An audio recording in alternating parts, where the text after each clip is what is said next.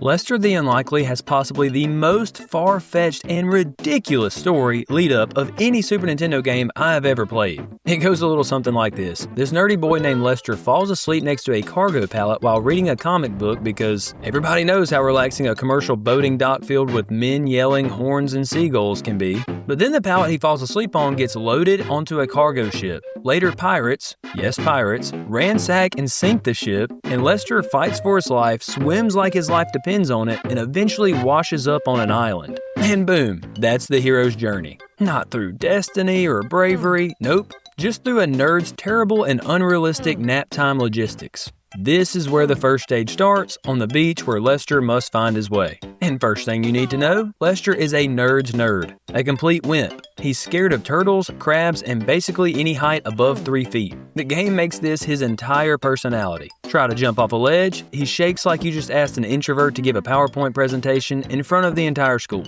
And when Lester sees something he doesn't like, he doesn't just hesitate, which would be annoying, he runs away, which is way worse. Because you know if there's one thing gamers love, it's backtracking. Nothing quite like replaying the last 30 seconds of our lives again. Now, I will give Lester his flowers here. The game actually looks great. I was shocked at how cinematic it feels. His animations, his little movements, even his so-called kicks, if you want to call them that, have a surprising amount of detail. Now, after that one compliment is over, I can get to the negatives and stay in that category for the rest of this video, because then you actually press the D-pad. And from that moment on, you instantly realize why this game has the reputation that it does. These controls are atrocious. Sticky, overly precise, laggy like other cinematic platformers like Blackthorn or Prince of Persia, but somehow way worse. They are even less responsive. I could never get the timing right. I felt like half the game was just me lining up to grab the next cliff, or awkwardly backing off ledges, or failing jumps that should have been easy.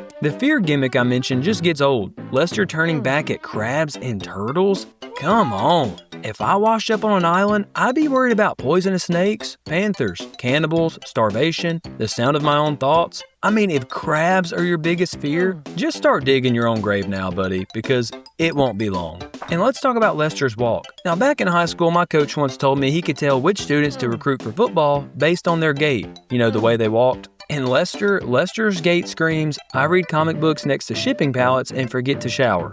And that kick, that is not a kick. That is how my wife tries to squish a bug. And besides the kick, you get a grab button. That's how you pick up canteens, these grenade-looking things that give you an extra hit, which are super important because 3 hits and you're dead. 3 lives, 3 continues, and that's it. Run out and you are starting off from the very beginning, which means, yes, you have to repeat all these clunky mechanics again. And you know, up to this point, I've been waiting for something besides this pathetic excuse for a kick from Lester, and I finally get one. It's a rock that you can somewhat toss. Great. Probably what I should have expected at this point. The grab button is also used for puzzles, like picking up that said rock to smash open a treasure chest. Which begs the question, how was I supposed to notice that random rock among dozens of other rocks and then intuitively know that it was a secret chest opener? And I'm supposed to get a ruby out of said chest and then lay it on this platform to open the door to the next stage. Another sequence like this happens where one of these tiki totems shot me dead with an insta-kill dart, which totally took me by surprise since I just was walking by one and it didn't shoot me dead. And turns out you have to go pick up this crystal earlier in the level and place it on this stone. Because, of course, I don't know why I didn't see a shiny rock and think to put it on a larger dull rock to stop tiki darts. Why didn't I see that? There's just so many things in this game that expects you to know, which doesn't make any sense and no normal person would assume.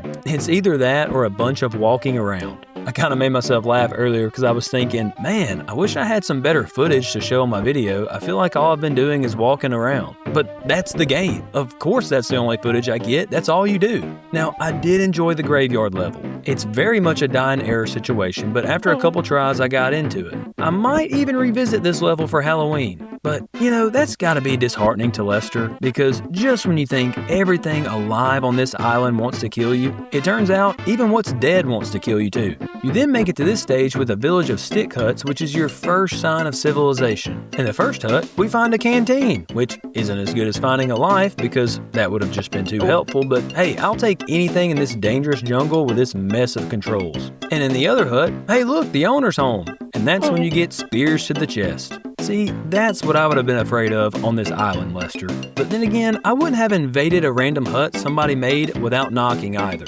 Lester just waltzed right in.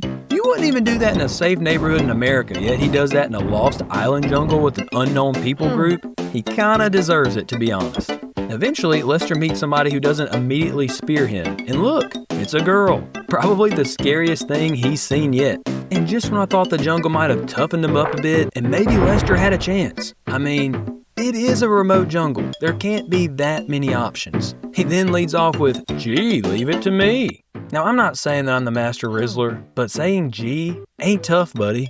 Next, I enter a stage where I'm supposed to remain hidden from the other villagers by staying on rooftops, and being me, I inevitably fall through one of the hut's roofs and I get locked up by two jacked jungle men. After getting out, you'll run through the jungle again, and this time through rivers where you'll balance on rafts and avoid killer fish and snakes. And this is where Jake Dies Again lives up to his name with these atrocious controls. I died constantly on this one. The snakes falling from the trees give you no time to react, and I lost all my continues. I finally made it to the next stage where you swing from vines, and I could not get that very last vine. It would not let me grab it. I tried grabbing it in every way I thought possible, and it just wasn't happening, and that's as far as I got. But this is mostly a short game. I know there's one section past this where you fight those pirates that's been causing all this trouble and you become the unlikely hero, but that's about it. And I played this all the way through 3 times because, like I said, once you're out of continues, you must start from the beginning. So yeah, I was not going through all this pain for a 4th time just to see the pirate stage. I'm sorry.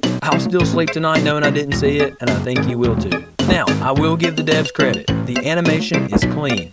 Maybe too clean. Lester moves like a real person. A real, awkward, clumsy, embarrassing person. What about the music? Just as boring and lame as the protagonist.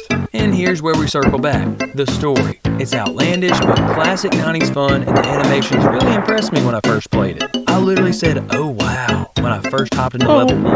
The animation and sprite work is genuinely impressive. And get this, the lead artist for the game was also the rotoscope model for Lester. Meaning, yes, you have earned a permanent place in Super Nintendo history, but at what cost? You are literally Lester. Oh, and ask me the name of the comic book that led Lester to all this. You know, the one that got him onto the ship that got attacked by pirates to sink and face all this nonsense on this remote island? It's called Super Duper Hero Squad. Now, was that worth reading enough to go through all this pain? And I speak for both of us. So, would a mediocre gamer like Lester the Unlikely? The answer is no.